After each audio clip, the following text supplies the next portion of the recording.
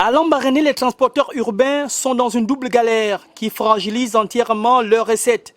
D'abord, la réduction du nombre de passagers à bord, une mesure gouvernementale pour tenter de freiner la propagation de la pandémie du Covid-19. Puis et surtout, les tracasseries policières. Là, vraiment, ils empêchent certaines personnes de circuler encore. Les gens sont obligés de circuler un peu plus rapidement parce que, à cause des heures qu'ils viennent mettre le barrage. Des contrôles qui se multiplient de jour en jour sans toujours connaître les réels visés et à qui profite le crime. Faisant planer depuis un temps une forte odeur de paralysie du secteur par les acteurs. À verser dans ce dossier hideux pour recoller avec le coronavirus les checkpoints qui se font à tout va.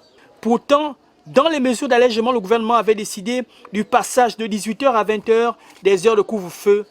Mais les Migovéens lambda constatent qu'ils sont mis en place bien avant les heures exigées, causant ainsi le stress chez les clients et taximans qui se bousculent à rentrer très rapidement et plus tôt. On vit sur pression maintenant.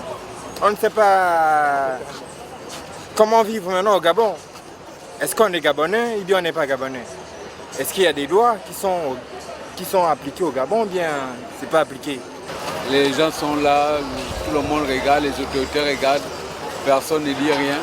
Alors que c'est prévu vraiment au moins 18h30, 19h. 19h30 même. Si on s'en tient à la pensée des autorités, ces checkpoints ont pour mission de vérifier le respect des mesures barrières, distanciation dans les véhicules et port du masque, sans oublier la limitation de la circulation réservée aux stricts services essentiels. Voilà un des défis majeurs pour le nouveau gouverneur Barnabé Mbangalimvoa qui doit imposer positivement sa patte, lui qui a mis l'accent sur le respect de l'autorité pour son magistère.